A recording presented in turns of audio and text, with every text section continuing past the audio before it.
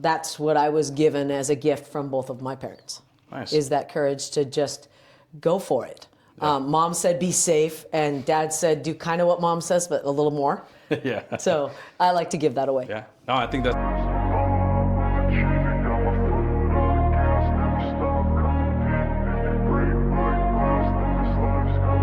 I wanna be the best in the game, invest in my name, check no restraints, I'm obsessed with the pain, I ingest, I retain, assess and I change, possessed by the thought I'll be free one day.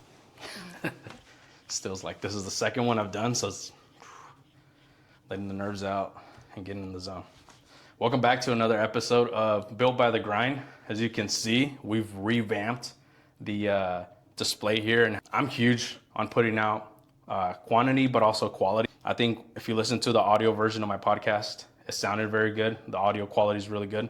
The conversation was great, but visually just looking at it, I myself got bored. So we're doing it differently to give you guys a little more better visuals. So, but with that in mind, today we have a very special guest. Her name is Shawna Tompkins. Some know her as the head trainer at Mallard CrossFit. Others know her as an avid cyclist, runner, and hiker. So with that in mind, let's get right into it. For people that are meeting you for the first time, Shawna, besides your job titles, who are you? Let's see. People are meeting me for the first time. I am the one that wants to see you be proud of yourself. That's kind of who I am, and that's most people know me as. Very active. I don't really stop moving until I do. I just try and live a life that gives people the reason that, hey, maybe I will, whatever it is, ... Yeah. And that's kind of who I want to be known as. Like if you think that you want to be the best bread baker on the planet, well, I don't really bake bread, but if you ask me to help you, we'll make that happen. I don't care what it is. I like that. I like giving people the courage to try something that they wouldn't normally try. Yeah. That's what I was given as a gift from both of my parents. Nice. Is that courage to just go for it. Yeah. Mom said be safe, and Dad said do kind of what Mom says, but a little more. Yeah. So I like to give that away. Yeah. No, I think that's a really good way of looking at it. Is I can testify to that. Is since I've known Shawna since day one, which is now dated back to at least 3, 4, maybe more years than that. Yeah. Is I've never heard her say anything negative. It's always been something positive, and it's a good influence when it comes to pushing people out of their comfort zone. I feel like a lot of people that don't want to try new things. They don't want to try a pull up. They don't want to try double unders. They don't want to, then now we're just talking specifically gym, but outside of the gym, I'm sure you do the same thing. And I've noticed that seeing you push those people to do something they've never tried before, because it's out of their comfort zone. And when they do it and see the result that they got from it, they even surprise themselves as to they didn't know they could do it. Yeah. And I see the smile on their face when I've seen it firsthand, and I've seen an even bigger smile in your face when you see that they've achieved that. Right. So some of my greatest moments in doing what I do, and I am so fortunate and so grateful that I get to do what I do, because my job is when you walk through that door, we get an hour of your presence. And for you to walk out the door, maybe freshly showered, or maybe not, or maybe in a hurry to do all the rest of the stuff that the world has you held by, for an hour, you get to hopefully trust that someone is there that has your best interest in mind, because all day, most of the time, we're fending for ourselves. Yeah. And if I walk into a class, and I take classes at other gyms, I do things with other people leading, where I don't have to work, I don't have to coach. And when I walk in and that person encourages me to do something that maybe I didn't feel like that morning, everybody wins. Yeah. I win, they won, and I walk out doing something more than I thought I was going to do in that hour. Otherwise, we could just go do the things all by ourselves. Yeah. But we use community as that way to lift each other up. And if I can just spearhead the community and kind of guide it, it doesn't even have to be me. Yeah. Just pushing a couple athletes to work together even. So Yeah. stuff like that, I love that. That gets me up in the morning. Yeah, and while you were saying that, I just was smiling inside, and I don't know if I was doing it externally or not, but perfect example recently is I was signed up to go to one of the CrossFit classes, was it Wednesday at 3:30, and I signed up. I noticed that no one else signed up for the class, and Oh, yeah. I didn't want to be the only person in the class and have Shawna spend time out of her day to show up to the gym just for one person to teach a class. And so I was like, you know what? I'm not going to be able to make it to any other class the rest of the day. I'm just going to not go today, and then I'll make sure I get it in tomorrow. And kid you not, I swear, I felt like I just canceled it, and within 30 seconds, I had a text message from Shawna said, you're not working out today? And just that kind of accountability to where, I explained to her what the situation was, and she told me, doesn't matter if it's 1, 2, or a full class. Like, I want you to come and get your workout in.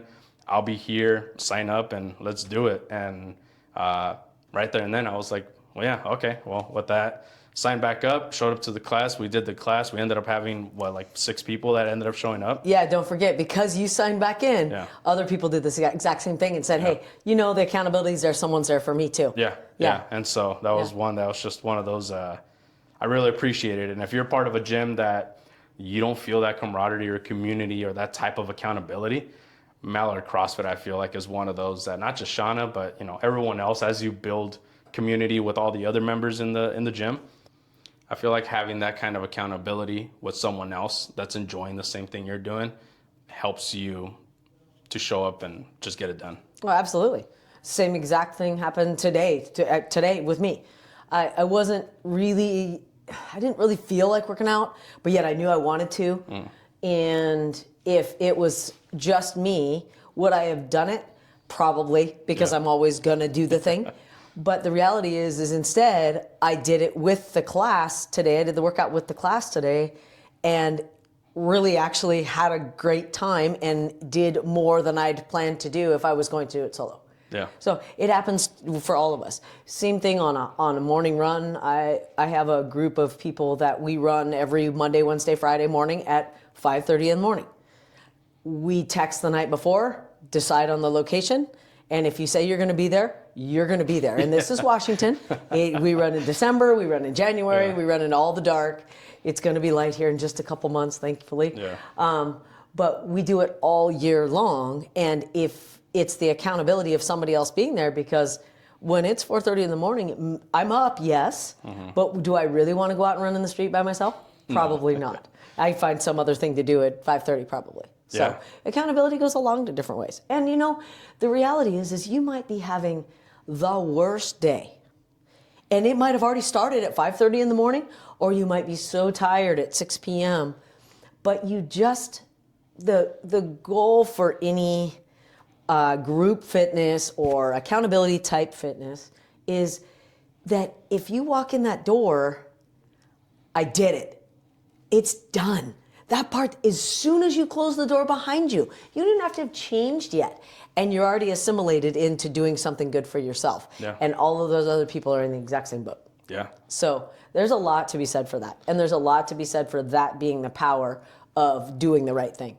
Yeah. Is the friends, lift each other up, right? Yeah. Well, that's one thing for me too. It's like, as long as I get my workout in for the day, my day's good. Correct. I can have 1,000 things go wrong. When I call it my reset time. That's when I go, and I don't know if you've noticed it, but I try not to socialize a whole lot. I also try to not be rude and not respond to people. So I do talk to people as, they ask questions and stuff. Yeah. But for the most part, ever since, I can remember going to the gym, it's been go to the gym, focus on what you're doing, and work out. Back then, however, it was to release a lot of anger as a young male from California. And that was my way of doing so without doing an external harm or anything like that. It was just go to the gym, get tired, get into great shape. That's all it was. Now I use it as like, if 1,000 things are going wrong, I use this as my time to reset, refresh my mind, go just get a great workout in. And then once I'm done there, I feel like once I get my workout in, the day could continue to go wrong. And I feel like I accomplished something. So, yeah, there's a couple of days where I'm just like, I don't feel like going to work out. Everything's just been going to shit. I don't think it's going to help. And I go and it helps. And the rest of the day could be crappy too, but it brings this like sense of accomplishment, and mentally I feel like it helps you. Mm-hmm. So more specifically, what is it exactly that you do, and what solution do you provide to solve those specific people's problems? In my daily gym life? Mm-hmm. First and most important thing is I see people. That's my job. My job is to understand you sometimes better than you understand yourself once you walk in the door. You're carrying, like we were just kind of talking about, you're carrying the baggage of the day or the baggage of the month or the baggage of whatever's going on into the gym, or preconceived notions of what you think the workout's going to be, or fear or excitement or all of those things. You've already got all those things in the back. Well, I don't know any of that, and I don't need to as it pertains to the workout, but my job is to blend the two. So if I see that you walk in and your shoulders are down and you're looking kind of down and it maybe almost kicking rocks and just hasn't been the day, versus the person next to you, we've already talked and they're doing good and we've already kind of covered the workout, I'm going to make sure that you don't know it, but I'm going to make sure that all of a sudden all of that stuff kind of doesn't matter anymore. And my goal is to make sure you don't know I'm doing it. That you get to have an hour of power for yourself, that maybe in there's a little tiny win. Every day does not have to have a win at the gym. It's not how it works. Even just, again, like I said earlier, walking in that door and walking out the door again and starting over is already the win. So, but if I can just, maybe I know a little bit about you and a little bit about what's going on, I can take your body English and say, okay, this person needs a win. What in the scheme of the workout that is planned for today can I do to give that person just a very small victory that they don't know is coming?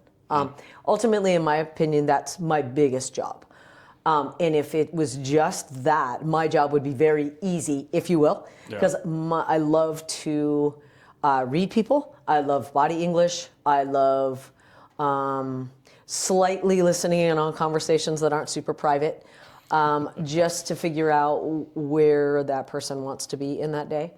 Ultimately, my job is to take whatever workout is planned for the day and personalize it to you. And I'm successful if every single person that walks through that door has their own personalized workout in a group setting. That is, I'm successful. But the most, again, like I said in the very beginning of this, the most successful is when you leave, you've done right by yourself. Some people ask questions, whether it be nutrition. I have a very big background in nutrition, although it's not, I do have certifications and all that, but I have a lot of understanding of what food does with the body. And I also have an understanding about movement and how much is possible for most people. I can pretty much gain the knowledge of what that person could do if they really wanted to, and deciding when to push them towards that and when to just kind of let them, be. And our job as a gym is to be that person's safe place, that you're never judged, you're encouraged.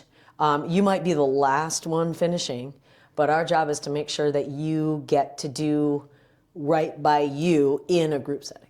Yeah. So that covers kind of my job and the gym's job. Yeah. I think that was very well said too. And I think these are the type of conversations that I find very interesting, which you actually get like talking detail and stuff like that in a business atmosphere, listening, paying attention to detail, and then executing some type of, I guess we can call it a plan, to help the members feel good about themselves or whatever the end result is for that. Mm-hmm. So, yeah, that's interesting.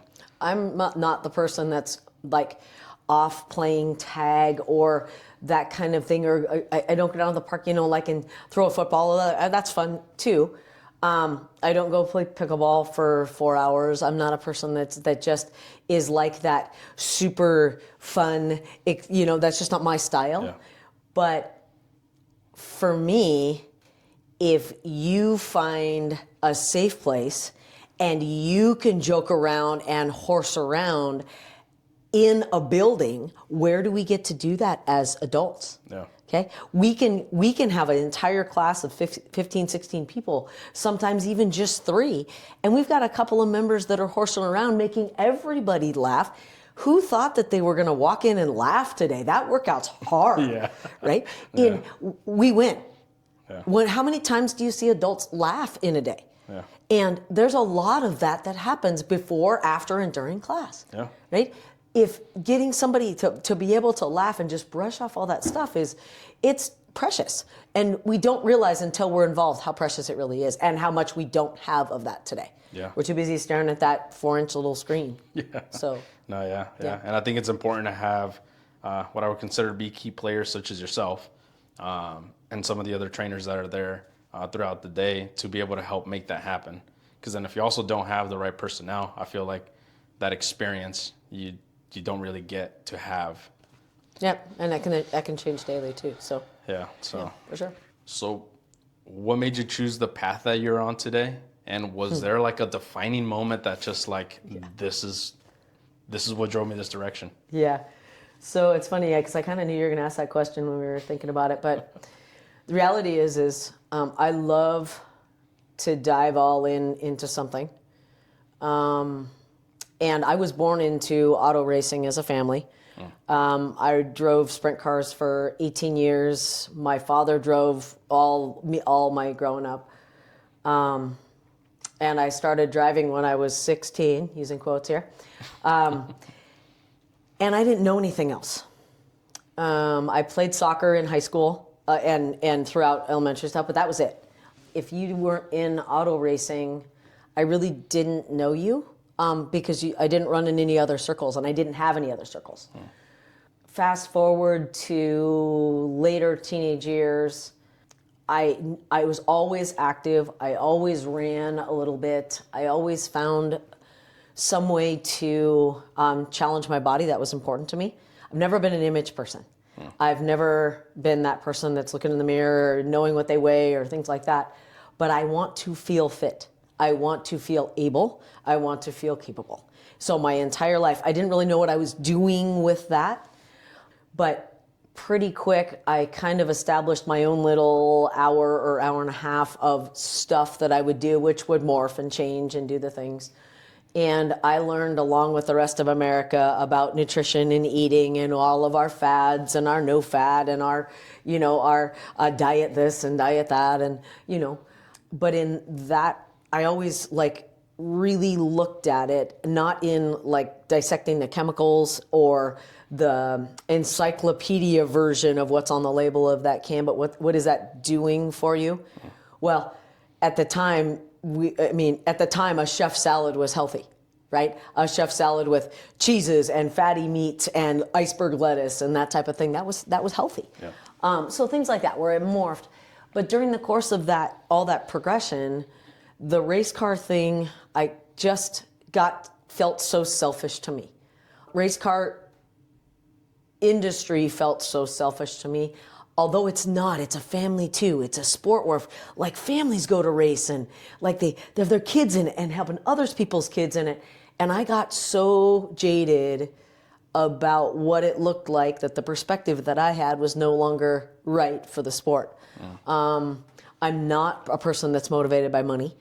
And that sport is so full of it and it costs so much to do the things that I just said, I can't spend that much money and do this for fun. Yeah. If I'm not going to do this as a career, I'm not going to do it anymore. So I got out and I got into actually owning the race car store Speed Mart here in town. And I got to help other people live their dreams. So just like I'm doing now, I was all in and more than all in. We had a very successful business. We had a great time. There was a lot of people that got to race because we did extra, or we were there actually working on their cars and doing the things for them that they didn't know how to do. Yeah. Fast forward, and technology all of a sudden started taking place. So now, instead of these kids that are born in the garage turning wrenches with their dad or hiding the wrenches in the corner for dad to find even, that's not the culture anymore. Yeah. The culture is someone else works on the car, and the dad's working so darn much, and the son or the daughter, they're not really raised in the shop. They're raised behind a computer, so they don't know what to do. No fault, that's just the way culture is now. And so it morphed into not even doing the same things that I was used to. So my love for the sport went away. Yeah. So I decided I wanted out of the business. We were in a really tough recession, and I took a job. At U.S. Mower, which is builds the large mowers that mow the sides of the roads and things like that for clearing right-of-ways and things like that. I took a job as a GM there, and I kept my job just doing the finances and stuff for the race car company I was working for. And it was great because I know the stuff and I know how the money works, and so that worked out great. And I was about year 4 in. I'm not really interested in tractors and things like that. And it's just not where it's not where I'm from. Yeah. I'm from a suburbia. I'm not from a farm town. So anyway, for a couple years down the road, and COVID hits. And I had been at this CrossFit, which at the time was Mount Baker, since 2007. And I did CrossFit because I was an ultra runner so that I could complement and make sure that the rest of me was strong also. Yeah. When you're running that many miles, it's pretty tough to keep size, food, muscle tone, all the things, because you're running for 15 hours a week or more. So anyway, I started CrossFit to complement that. I loved it. I wanted to coach, but in the early stages, I was never coached. We did boot camp in the morning, and we worked as hard as anybody should, and that was our culture. We would work so hard for an hour that it would just annihilate you, but we weren't like learning Olympic lifting. We weren't learning the movements. I wanted to coach. I felt a little bit like I was an imposter, didn't really know how to coach. And so I decided to take my level 1, which is one of the CrossFit Level 1 certification is one of the top fitness certifications there is. Many reasons, but you're pulling in Olympic lifting, you're pulling in strength, and by the way, you're group coaching, right? I'm kind of a non-group person, which I realize I coach group every day now, but I am a non-group person. I'm not a person that does a lot of like at a party where there's 100 people. That's not really my thing. Right. Massive groups of people, not my thing. Yeah. But I thought, I better take the L1, and I want to be able to coach boot camp. So I did, and I coached boot camp. Fast forward to just before COVID, and we were purchased by Dominic Petrozelli, who turned it into a group CrossFit class coaching environment, where when you come in, you have a coach and a group, and you're all doing the same thing for the hour. That was different from the way it was before. And when COVID hit, our gym manager just had moved north to Bellingham, and she decided it just wasn't right for her. Well, I was running a business, and I was responsible for a business, and I love doing that. There's one problem. Running a business today requires you to stand still behind a computer. Yeah. And that ain't me. I said stand. I literally couldn't sit. So finally I got a standing desk, and I tried that. I tried a weeble wobble under the desk. I tried all sorts of things. I would run in the middle of the day and then go to CrossFit at noon, and I just not the person that sits. And no matter how good you are, it's still a computer, and you still got to stand. You still got to be at it. You can't change that. Yeah. And I just at the end of the day, I would feel so dissatisfied with myself, regardless of whether I made the place $1 million. It just wasn't me. Mm-hmm. And being a gym manager is not a high-paying job. That is not rocket science. We all know that. And I'm in a high-paying job. And when the manager quit, for years I'd been saying, gosh, if I ever had the opportunity to do that, if I ever had the opportunity to do that.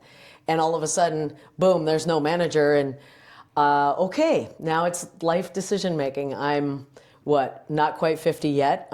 But I'm not 20. Yeah. So it's making a change in life. And it was just, okay, this is what you said you wanted to do.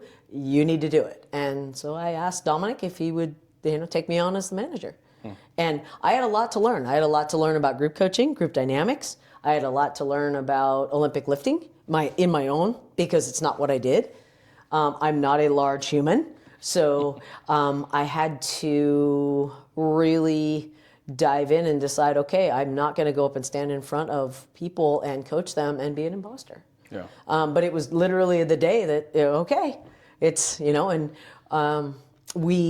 thankfully, we were just coming in and out of COVID. And I only say thankfully because it gave me an opportunity to learn a little bit quicker. Because there weren't people in the gym at the time. Yeah. So that was kind of the defining moment at that point. It's always interesting asking a question like that because you never know what the answer is going to be. There's some people that it's like, no, I knew this was what I wanted to do from day one. Like this was A to B, this was it. And then there's people like me and you to where I guess we had a starting point with no end point. And we're just zigzagging through trying to figure out what we want to do until like if somehow you get put into a situation to where you didn't think you would be in, but that's kind of like your calling in a way. So yeah, it's interesting to hear from the track to mowers and then slowly kind of morphing into the fitness industry. Yeah, and the reality for me is I was going to be a professional race car driver. That's all I wanted to do. Mom and Dad wanted me to have a real profession as well. So I attended the University of Washington and I made it a quarter and a half. And there was nothing there that interested me, nothing that I could possibly think of that would make me sit in a classroom for 4 years and have them pay for something that I didn't want to do. Yeah. And I have the best parents on the planet. They would have paid for me to go as far as I wanted to go. Yeah. And I just couldn't do it at the time. So I said, fine, if you're going to quit school, you've got to go all in on this race car thing. And I did go all in on the race car thing. And honestly, what deterred me the most is the lifestyle of what happens on the other 6 days a week that you're not racing, or 4 days or 3 days, traveling, eating in crappy restaurants, not being able to take care of your body and do the things. It just wasn't my lifestyle. There's nothing wrong with it. No. It's awesome. It's amazing. And I have many friends in racing. I've trained young race car drivers. It's not my lifestyle. It's not my choice my gosh, I'm in bed at 8:30, right? The races don't start till 7. I mean, that's a slight problem. So, it's just some of the things that you're born into. I'm grateful. I'm so grateful. It gave me so many opportunities that I would never have. Yeah. But when we do make the pivots and we do make the choices, I don't know if it shows our purpose, but it might be at least a window into what our calling is, like you said. Yeah. Yeah. Well, one of the things that you said that really resonated with me is the fact that whatever you do, you go 110% into essentially. You do it full-fledged going. So I'm built the same way. I think my wife thinks it's probably like a little scary, the fact that that's like everything I do. Podcast, for example. This is officially going to be our 3rd episode. You're our 2nd guest here on the show. And it went from that table you see on the background, which I'll throw a picture of what that looked like, or if you saw a previous episode, you see what that looks like. And it just wasn't good enough for me. And so I decided, I was like, you know what? We need to revamp this. We need to do something different and just make it worthwhile. And so with everything I do, when I was in sports, if I wasn't on the football field, I was inside the gym. At some point I was actually involved, or not involved, but in charge of the summer workout programs for the high school. Oh, cool. To where I would, be coaching all the kids there and stuff like that. Obviously no real training. It's just, I worked really hard at what I did. Yeah, me too. And so, I learned, I don't know if you remember the old, I think they still publish them, but the old like men's magazine, they always had little workouts inside of them. Mm-hmm. So I had one of those composition notebooks. And in that composition notebook, it's almost like I guess Manny scrapbook, you can call it, because I would take those workouts, whether it was ab workouts or different type of like bicep curls or whatever it was, I would cut it out, put it on my notepad, and then write my notes. this muscle movement needs to focus on XYZ. It's going to work on this muscle. Do it for this many repetitions on a set tempo or whatever. And that was like my journal for how I learned the fitness industry growing up. And I thought fitness was going to be my end goal. At some point I wanted to, when I first got introduced to CrossFit was when I was going to go to the military. And it was a CrossFit gym that's actually like right down, or used to be right down the street over here. And then we ended up going over to Mount Baker CrossFit, where I'm sure we probably crossed paths at some point, but I don't quite remember it. Different times of the day. Yeah. And so, but at it got to a point where all the football guys, that was like, it was paid for us to go to Mount Baker CrossFit, go work out. So Armando Reyes, Carlos Navarro, I know Sam was there too around that same time. And so we'd all just, go and work out there. And so I always thought fitness was kind of my calling, but a little bit similar to you. It was like throughout high school or middle school, high school, I was like, I want to be a pro football player. I had the speed, I had the size, but not vertical. I'm vertically challenged, as some would say. And so, a lot of these guys are, close to 6 foot or bigger. And so I didn't have the size. So once I started being realistic and being like, okay, well, maybe professional sports isn't my thing. Then I started thinking, well, what am I pretty good at and draw to? And it was construction. And so that's what I was doing during high school, during summer breaks when I wasn't doing sports. In our Hispanic culture, the way it works is if you're not in school or doing sports, you're out working and helping mom or dad doing something in the house or around the house or outside the home. So I was always staying busy with stuff. And then it went from construction, graduating high school, then eventually deciding like maybe I should pursue my passion, which has always been cars, working on engines, tuning, like that type of stuff. And so I went to BTC, which is Bellingham Tech, and working at La Schwab full time, taking off to go to class. And then if there was time, I would come back and continue working every, 5 days a week. That's a long day. 5 days a week, yeah. Yeah. And for a while. And did that, and it got to a good portion of my program, which was fully paid for. And then that's when I got a phone call to be like, hey, do you want to come and be a project manager? No schooling, no nothing, just a lot of experience in the field. And got my opportunity through there, which drew me again back to the construction industry. So, it's interesting to hear. It started with cars, moved on to mower, that type of stuff, and then also doing bookkeeping for a business or the finances for a business, and then slowly kind of morphing into the health industry to where you are now. So, that's pretty cool. Yeah, you can't give what you don't have, and if I'm not happy standing behind a computer telling somebody that, they need to work on getting that inventory value down, if that's not my passion, I'm not going to be the person that's going to drive success there. Yeah. Yeah. I think we're all built differently for a reason. We all have our own, job duty to do. Absolutely. Or duty. We don't even call it a job. Yeah. We just all have our duty to do in life. So. Yeah. So I wanted to follow in the footsteps and do what you're doing now as being a CrossFit trainer, being able to run a gym and operate and stuff like that. What advice would you have for them to start gaining knowledge towards that end goal? What stuff would you advise for them to stay away from when trying to get to that goal? Well, I certainly wouldn't do it the way I did it, because I did it absolutely backwards. But I would do it for the same reason. So I love it, and I work hard. And I think instead what I would do is I would take the I love it, and yes, I would work hard, but I would work smarter. CrossFit and proper, like Bergner, Olympic lifting certification, things like that. I would do the sport or the building of the sport or the progressions in the job, whatever you want to call it. I would do that similar to the way that Dominic did it. And what he did is went from nothing and found people that were very, very good at it and worked with them on a continuous basis to become really good at the pieces. Really good at whether it be Olympic lifting or really good at gymnastics or really good at whatever pieces are involved in whatever you're looking towards, whatever you're going to do.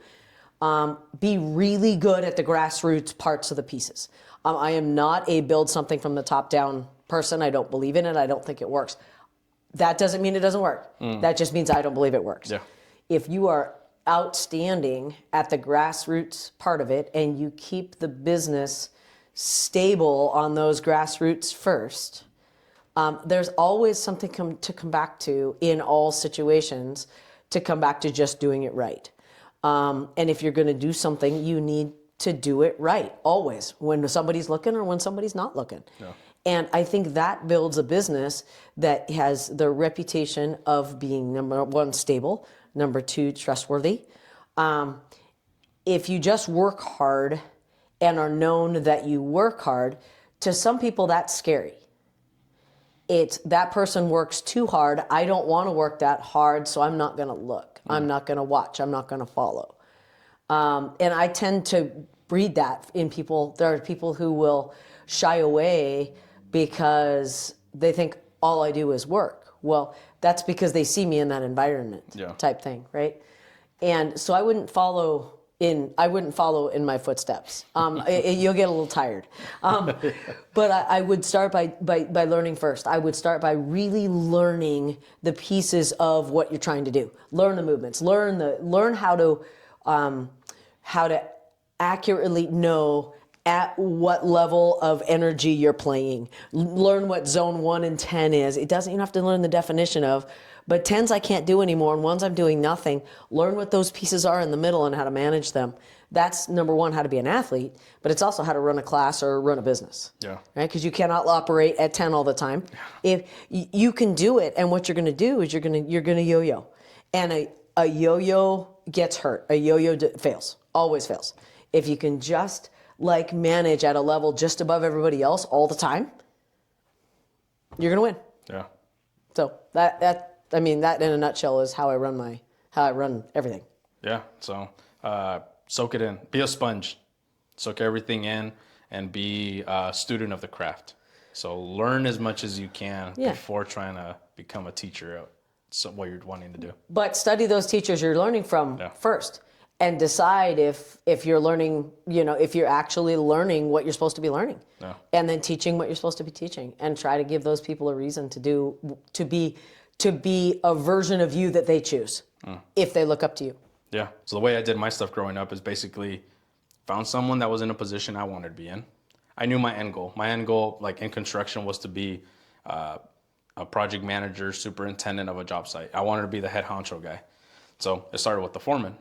I would pay attention to what they do. How does a foreman operate? What's their responsibilities? So I would just ask them questions. How did you get to where you're at? What did you do? What would you do differently? Similar to what we're doing right now. And that's what I utilize to ask the right people the right questions to get to their spot. Once I'm in their spot, turn around, find the next position that I'm shooting for, and then do the same exact thing. So just adding to what you're saying is proper essentially, steps. Just find the right people that have done or are where you want to be, and learn from those people as much as you can. Yeah, good and bad. Yeah. You want to look at what they've done right and what they've done wrong, and decide if, I get that they did it wrong, but I believe in the reason. So how can I do it differently that makes it a little more right? But sometimes the reason is the most important, right? The reason might be 2 steps before they did what they did. There might be an absolute understanding that path should have been taken in that regard, right? And so just kind of looking at how stuff plays out and really looking at behind the scenes as to what combination you can put together to be more successful. Because you cannot do anything anymore alone. Yeah. It requires a community, whether that community is virtual, whether it's digital, or whether it's actually people in place. It requires a community, and the more a community works together, the more everyone is lifted up. Yeah. Always. Yeah. And I think that's starting to resurge. We've gotten into the whole just digital age, but you're finding more people starting to group together again with people to realize that we got to fight through the minutia now, and we got to figure out what's actually real. Yeah. And I think we're starting to see that. I don't know, but I hope so. Cause and I think with what you said about Dominic is finding, when you build a team, it's finding, you don't have to be the smartest and you don't have to be the best at it, but putting the team together that's hey, this person's really good at X, Y, Z, and this person at that, now we build a team or a community, and we all play off our strong suits to make this like, bigger thing grow. Yep. Thank you guys for watching another episode of Built by the Grind with Shawna Tompkins. And if you found this conversation useful or anything in here that you feel like could help somebody else out there, we would greatly appreciate it if you would share this. And if you'd like to be the next guest on our podcast show, feel free to send us an email at manuel@alpineeliteconstruction.com or send us a text at 360-812-5573. We'll see you guys on the next one. And if you want to see more conversations like this one, please subscribe so you don't miss what's next. Thank you for watching. Keep grinding. I wanna be the best in the game, invest in my name. Check no restraints, I'm obsessed with the pain. I ingest, I retain, assess and I change. Possessed by the thought I'll be free one